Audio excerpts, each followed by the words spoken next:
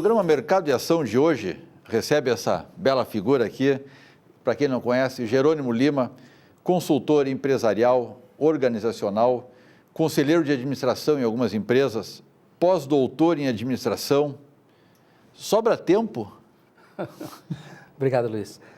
Olha, sobra tempo porque agora, depois que eu terminei o pós-doutorado, eu tenho me dedicado menos às questões de preparação para a minha carreira profissional. Mas eu durmo pouco também, né? Eu durmo 6 horas, 5 horas por noite, o que faz com que eu tenha um pouco mais de tempo. Também moramos só eu e meu filho. Meu filho tem 20 anos, então também já não demanda... Já não te demanda tanto a casa, tantos cuidados. Então, atualmente, eu tenho um pouco de tempo disponível para mim, sim. Mas a vida é puxada, viu? Independentemente da gente estar ou não com mais tempo. Esses tempos me perguntaram o que é, se eu tinha uma definição de o que é ser feliz. E uma das minhas respostas foi que ser feliz hoje em dia é ter tempo. É ter tempo para poder aproveitar as coisas que a gente conseguiu no período em que não tinha, porque se dedicava muito, Muitas pessoas colocaram assim que a sua meta para 2016 é ser feliz. Ser feliz, pois então. Tu acredita nisso como meta? Não, eu acredito nisso como uma jornada. Eu acho que a felicidade é uma busca. A gente, como diz lá o poeta, não existe felicidade. O que existe são momentos felizes. E a busca desses momentos felizes com mais regularidade ou mais frequência é que faz a nossa vida ser boa.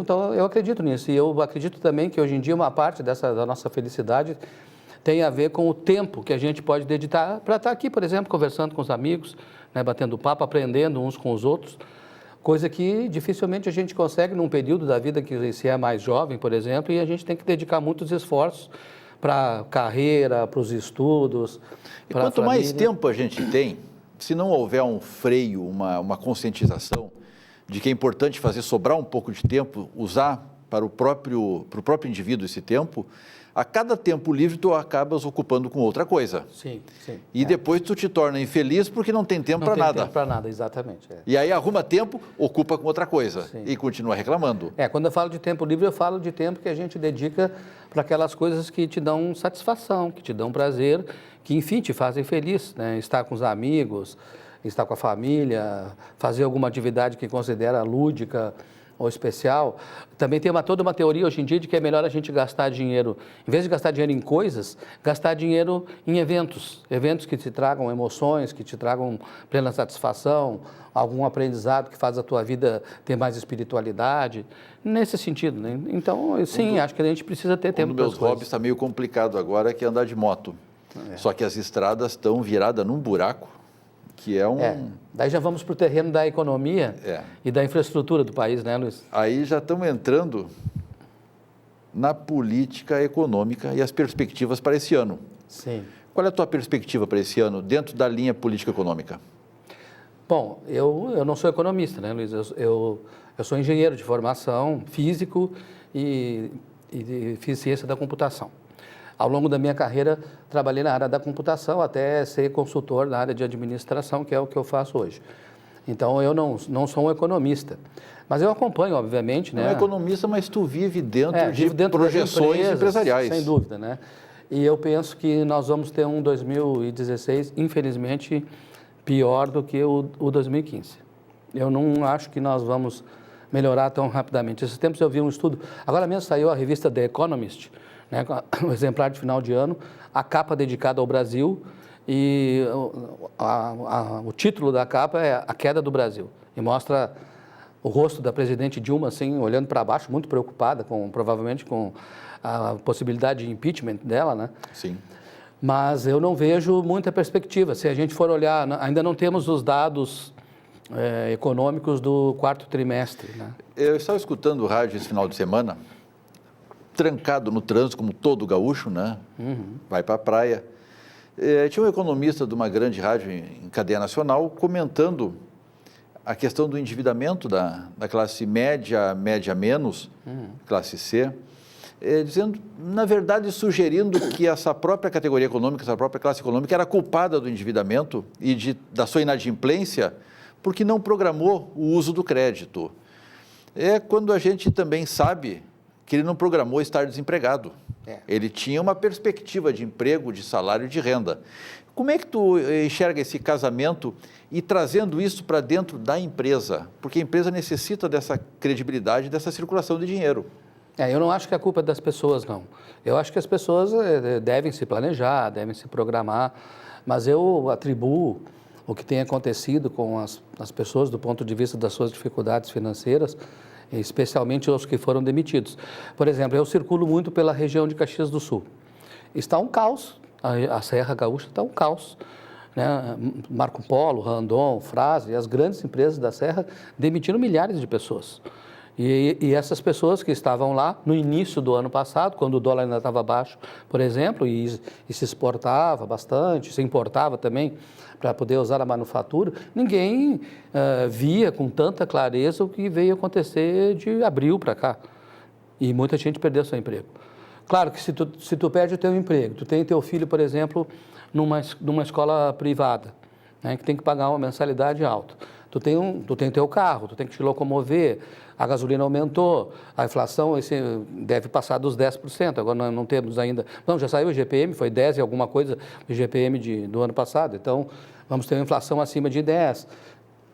E tudo isso impacta dramaticamente no orçamento das famílias, né? E aí, claro, se isso impacta nas famílias, impacta nas empresas também, porque são conjuntos de pessoas. E eu penso que as empresas também estão passando pelas mesmas dificuldades.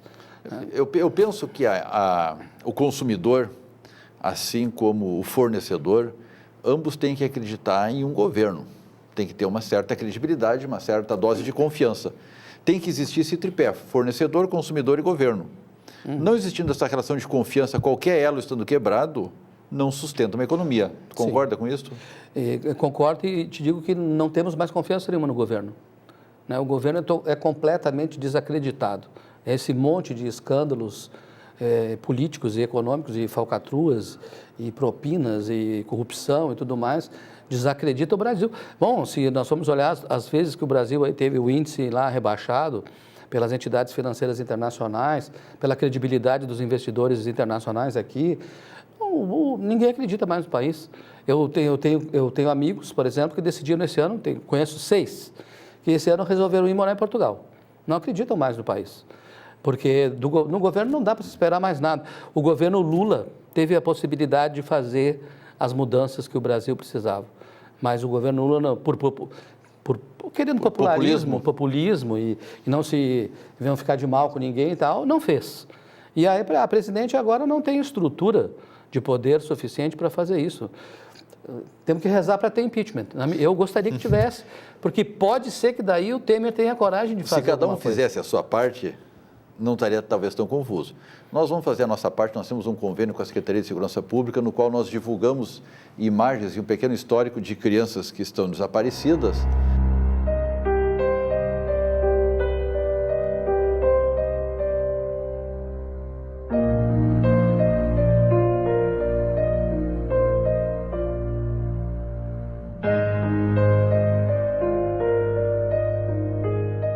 Perspectivas.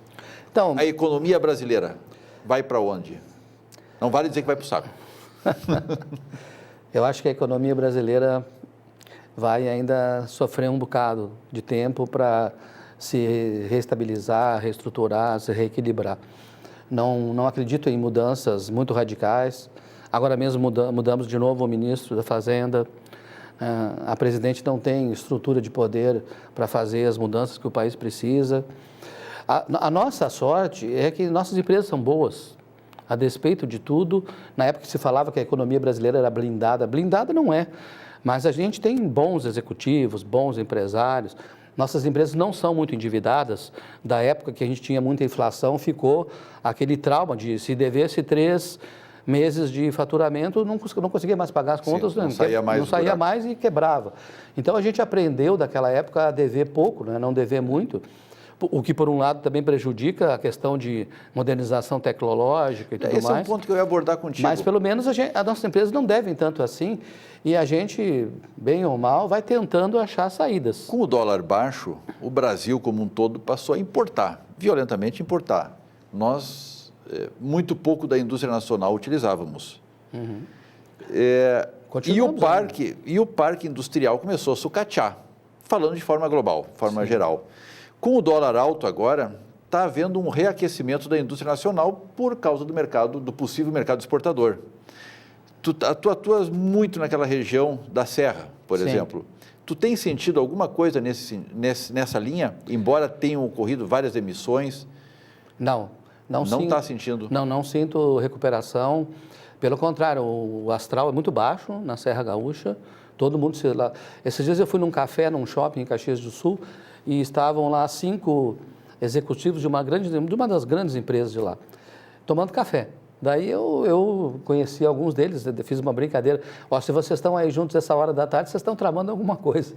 Daí eles me disseram, sim, estamos tramando, o que nós vamos fazer? Porque nós fomos demitidos. 5 diretores de uma grande empresa. Não vejo muita perspectiva. A produção está abaixo da metade, né? Estão com férias coletivas há tempos, estão trabalhando 4 dias por semana desde fevereiro do ano passado, não conseguiram se recuperar. Eu acho que enquanto não se encaminhar do ponto de vista da conjuntura econômica, ações que viabilizem, né, uma economia mais segura, mais estável, as empresas sozinhas não vão conseguir, a despeito de a gente ter bons executivos e tentar fazer isso. Não está mais dependendo da competência da empresa? Sozinha não se consegue mais, a empresa sozinha não consegue mais sair do sufoco, né? Porque a gente tem estradas ruins, né? Sobre a taxa de imposto. Agora, semana passada, chegamos a 2 trilhões de impostos. Ninguém aguenta uma carga tributária desse tipo. Ainda se os impostos fossem usados para a gente ter boas estradas, bons aeroportos, bons portos, boa saúde, boa educação, tudo bem. Mas a gente não tem, né? Esse dinheiro vai todo, a gente percebe, assim, a sensação que tem, desviado para o bolso de alguns que se beneficiam dessas coisas. Então, infelizmente, eu estou um pouco pessimista para esse ano. Vamos fazer o intervalo, tomar um cafezinho e retornamos num instante.